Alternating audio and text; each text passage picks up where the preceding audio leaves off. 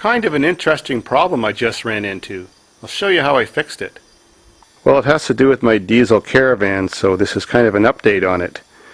It's August 17th, 2010, and it's been 4 months, well, more than 4 months since I put that diesel motor conversion in it, and I finally had my very first problem. Only other thing I'd done was 3 oil changes. Well, this problem was it had a bad alternator, so I just got done swapping it out and ran into a unique problem, although the new alternator works great. There's that little VW diesel stuffed in there. There's my new shiny rebuilt alternator that I didn't pay nothing for because I got it from a parts car and it was only a couple weeks old.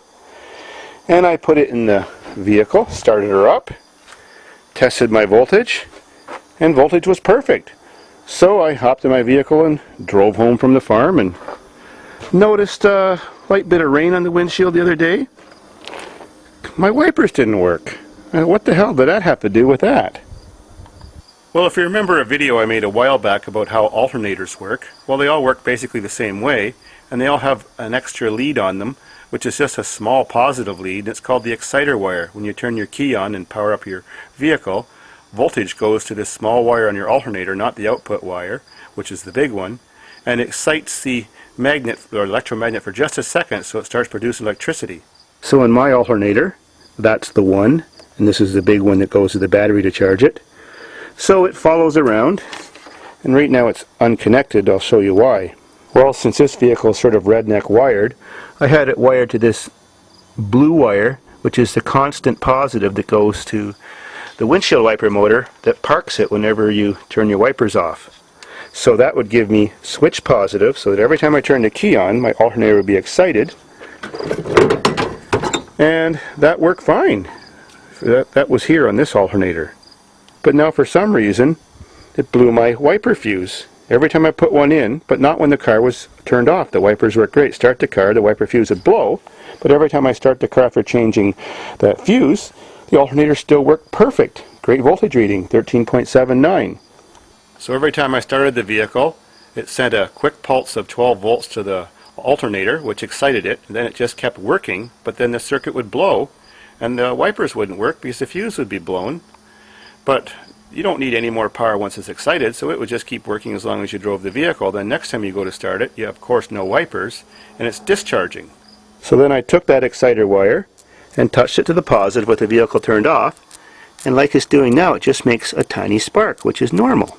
But when I started the vehicle, and I touch it here, it makes a huge spark, and the wire gets very hot very quick. You have to let go of it. So I measured the voltage. It's like there was power coming out of here, and it measured 6.38 volts. And this was trying to put 12 volts into it, and the two voltages were interfering. And that was cooking something, so I knew if I would have left it connected directly, probably would have fried something. I changed the fuse for the wipers, and then they just kept working so long as the exciter wire wasn't connected there. Well, as you may know, I can fix anything mechanical, electronical, diesel, refrigeration, it doesn't matter. And I used to be also a TV technician. So I've still got TVs and TV parts laying around because I'm a hoarder. So I thought maybe if I pull a power supply diode out and hook that to my circuit, it wouldn't cause the two voltages to interfere because a diode only allows electricity to flow one way, but that didn't work. The one way, when you biased it, it didn't allow enough voltage through to excite the alternator. When you flipped it over, because they work like one-way valves, it worked just like a piece of wire and allowed all the power to go through, and it immediately got so hot it burned it out. Screw that. So then I took out a 1000 ohm resistor and put that in the circuit to the positive. Well, that didn't allow enough voltage through, so it didn't fire up the alternator. So then I took out another resistor from the power supply area, which is 10 ohms, tried that. Well, that seemed to make everything work, but the resistor sure got hot after running for a while, so I knew that wouldn't last long. Well, there's another kind of resistor that was right in that circuit right there. It's called a thermistor.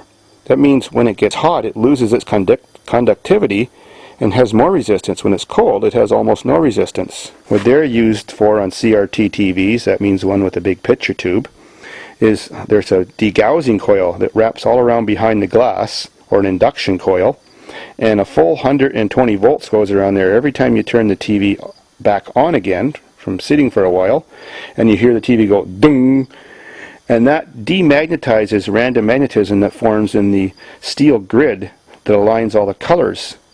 So I've got my 2 test lead probes on it right now, and it's showing 10.3 ohms. So now my exciter wire is hooked to that varistor, and if I touch it here, you can hear that it's sending a little bit of power to the alternator. So now the vehicle's running, and the voltage is 12.78. Not bad, but not right. There's the exciter wire. We'll touch the varistor to here, to the positive. You can hear a slight change in RPM. Of course, the voltage is rising now. Now if I leave it connected there, it doesn't even make any difference. But of course I'm going to want to leave this in circuit when I'm using my vehicle. So now it's in circuit on that park wire, which is on the wiper motor, and now it's warming up, and I'll let you see the resistance in a moment. It changes. So I'll turn the vehicle off and we'll check. Now if I touch it, it's pretty hot, but I bet you the resistance is quite different. We'll test. Well, the resistance did start off at like 48, but now as it's cooling, the resistance is becoming lower again. So that works out perfect for me. I don't have to put another alternator in and actually have to spend some money because I got this one for free and it is rebuilt. So every time I start the vehicle, I get the full 12 volt pulse, or almost that, to the alternator, and it fires it right up. And then it immediately starts to heat up, and the resistance actually, when I tested it earlier, it gets up to 90 ohms resistance. So now it's no longer shorting anything out, which won't damage the alternator, won't blow any fuses, and I can leave it connected to my park system for the wipers, and everything's back to normal. Sweet. So now I'll just leave it connected forever, and problem solved. And if you wonder why that wire's gray and that wire's blue, well, there is a little splice in between. It was so cheap I didn't want to buy a new piece of wire, so I just used a used piece off a washing machine, but it wasn't long enough, so I used another used piece. So we're all set now. A couple pieces of washing machine wire, part of a TV, a defective alternator that has good output, and we're back in business. Off to the beer store. Talk to you later.